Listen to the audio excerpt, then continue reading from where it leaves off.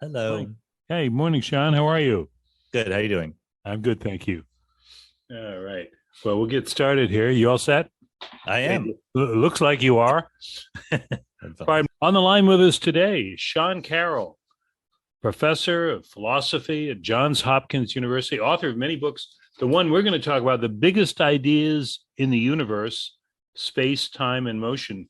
And if I could, Sean, I'll just recite some of the books you've written before. I love these titles. The particle at the end of the universe, the big picture, and from eternity to here. I like what you did that there. Um, you've got all kinds of interesting things here.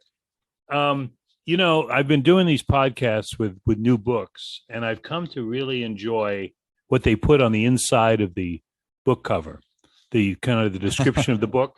So I want to read it to everybody here. Just a brief paragraph. Physics offers deep insights into the workings of the universe, but those insights come in the form of equations that often look like gobbledygook. Sean Carroll shows that they are really like meaningful poems that can help us fly over sierras to discover a miraculous, multidimensional landscape alive with radiant giants, warped, warped space-time, and bewilderingly powerful forces. Wow, that's I would never have thought to write all that. But I know you make a point of trying to help us being the lay people of the world, with equations. Your book is loaded with them, but you take a different tack on it. It isn't; these aren't insurmountable problems. You kind of work it through. Uh, Give us your line on that again. What do you say about equations to people that are not at home with that form of communication? Yeah, the book is absolutely aimed at everybody. It doesn't necessarily require that you have any facility or interest in equations, but modern physics is spoken in the language of mathematics. And so the question is, can you teach the real stuff, the real way that physicists think about these things, to people who aren't already experts in math? And I think that there's an impression that, a physics student takes years of courses to catch up to the cutting edge stuff. First year in college, second year, et cetera, all the way up to graduate school. But the thing is, those people are specifically being trained to be professional physicists, not just to understand the concepts, but to solve the equations and put them to work. If we lower our sights a little bit and just say, all I want to do is understand what's going on. I don't want to do homework. I don't want to take a test and solve a problem, okay? I just want to understand the ideas. Then it becomes enormously easier. And you can really, literally skip to the fun parts and really understand what's going on behind ideas all the way up to Einstein's theory of relativity. Where were you when I was in high school? That's what I want to know, because it doesn't seem like that approach really comes across all the time. And of course, I'm speaking as someone who probably didn't do their necessary background work to understand better. But no, it is fascinating to read this book, and just to try to sort of follow along with you, because there are some interesting concepts, and you break it down. What do you say to somebody who says, okay, what are the more important things I should learn about physics? I mean, you've got Einstein's theory of relativity in there. You've got all kinds of Sir Isaac Newton, whose second law of, mechanical, whatever it is, I've forgotten now. But where do you start? What's your thought on that?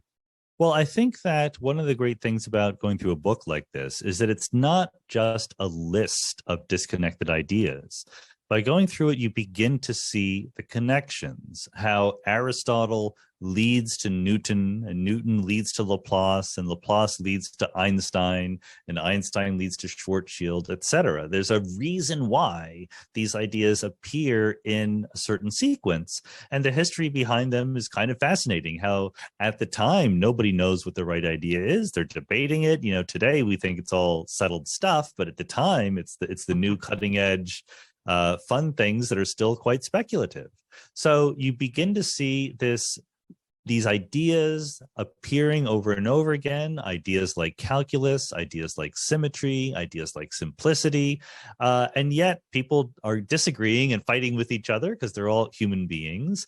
And the final result is a set of equations, which I like to emphasize are much smarter than we are. Einstein's equation for general relativity made predictions that Einstein himself didn't know about. And in fact, he resisted some of them at the time. But these days, we see that they're coming true in our telescopes and our microscopes all the time. We're talking with Sean Carroll, author of The Biggest Ideas in the Universe. And Sean, how did you get into this? Because we're talking about prominent mathematicians from history, and obviously you're a student of that history. When did you become sort of involved with the idea of physics? I was one of those, I think, fortunate kids who just started finding out about what they wanted to do for a living at a very young age. I was like 10 years old or something like that, reading books from the local public library on black holes and the Big Bang and elementary particles, quarks and leptons. And I thought, look, this is the most interesting stuff in the universe. I want to understand it better. I want to do this for a living. Now, I don't recommend usually that people decide what they want to do for a living when they're 10 years old. I mean, what do they know? What did I know? But in my case, I got lucky that I hit on something that was actually pretty rewarding. Well, that's great. Well, it is rewarding. I mean, because the whole idea of space and the exploration of space, which I know is going on far beyond whatever I can imagine, but has it accelerated in your time? You mentioned you're reading about black holes and things when you were a youngster. What about now? Is it with the internet and with these vast telescopes? Has the pace picked up, or how would you say it right now?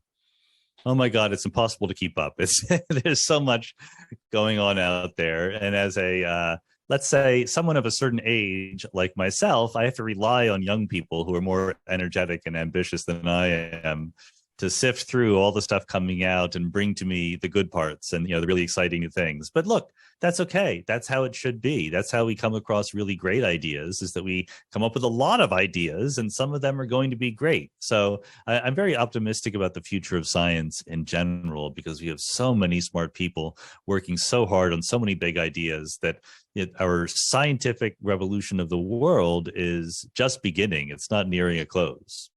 Now, you took an interesting tack with your book and perhaps your other books, which I'm not familiar with. I apologize. But the idea of bringing it back to everyday understanding, not necessarily to work the equations yourself, but to understand what's involved. Is that something that could be translated into our school system in your mind?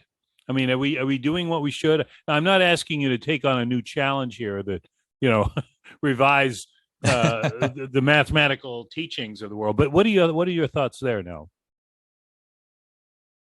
I think the single thing for me that I would like to see different in how we teach physics in particular, but science more generally in schools, is we very often do present it as a series of facts, right? Here is Isaac Newton's law. Here is the law for combustion, or the orbital of an electron, or whatever it is, Darwinian evolution. But what science is a process. It's a procedure.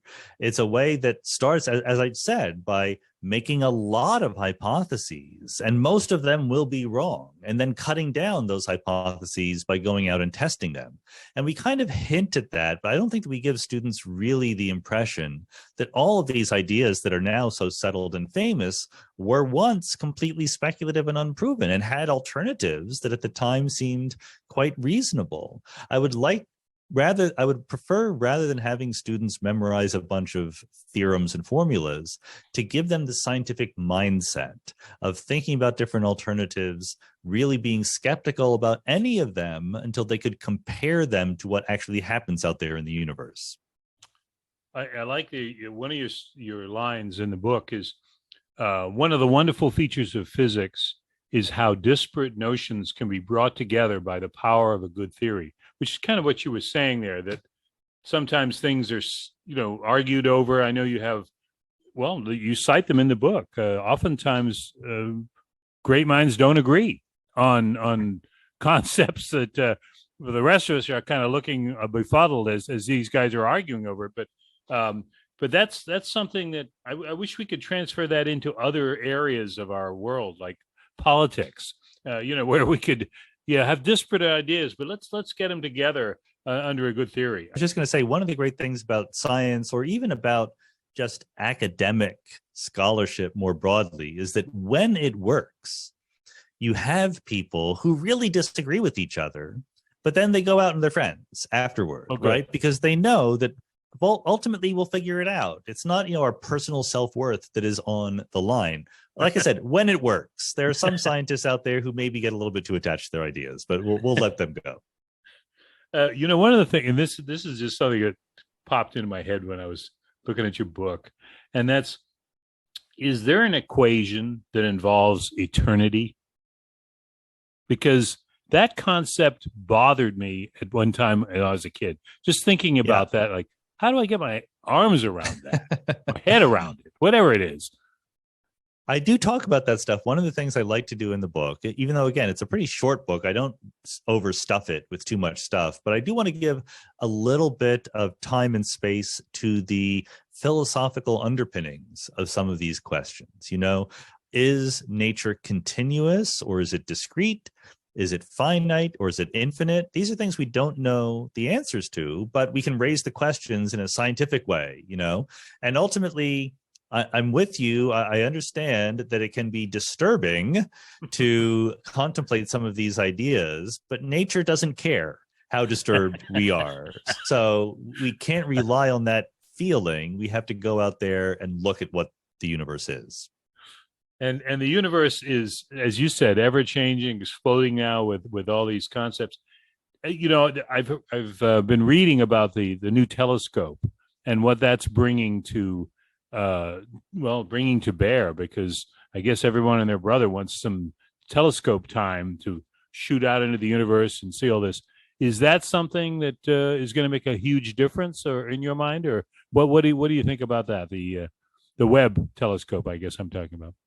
I recently moved to a new job at Johns Hopkins University, where my office is literally across the street from the Space Telescope Science Institute. So I'm contractually obligated to say nice things about the new space telescope. But the good news is it's easy to say nice things, because astronomers have a conventional wisdom that is very, very reliable, that every time you look at the world in a different way, you discover things you hadn't anticipated. There's a immense richness of phenomena going out there in the universe. And so some things that we're looking at with the James Webb Space Telescope are things that we've been waiting to see for a long time, but other things will just surprise us. And that's the most exciting part. My special interest here is actually in looking at planets around other stars, because that's something we know they exist, but we don't know a lot about them. And this telescope will help us greatly increase our knowledge. Talking with Sean Carroll, author of The Biggest Ideas in the Universe. One more thing, Sean, and that's I love the fact that early on in your book, and I hope I'm not spoiling this for folks who haven't seen the movie yet, but you make a great point about the laws of physics by using the example of the movie Gravity, which starred George Clooney and Sandra Bullock. And you mentioned, and I guess folks who have seen this will understand it. I don't know. I have not seen the movie, but from your description, I thought, not only do you say, okay, well, that couldn't happen, but here's how it could have happened. You actually give them an accurate way that would have made, it would have been maybe a different movie. But I just thought that was fascinating. Do you do that with every movie you go into when you see a sci-fi flick? Well, I have done quite a bit of consulting on movies, very good. And it's a lot of fun, because I don't think that the job of a movie is to get the laws of physics right. The job of a movie is to tell a good story. But I do think that sometimes you tell a better story by getting the laws of physics right. So when you don't need to change the laws of physics in order to tell the story in an effective way, let's do that. And I think it actually, there's something implicit or subconscious when you're watching a movie about how the things that you're looking at fit into your intuitions about reality. And when things obey the laws of physics, you're more immersed in the cinematic experience than when they look artificial. When you're called in to consult, how does that work? Do they send you a script and you go pencil it through and say, no, black holes can't collide or something like that? Or how does that work?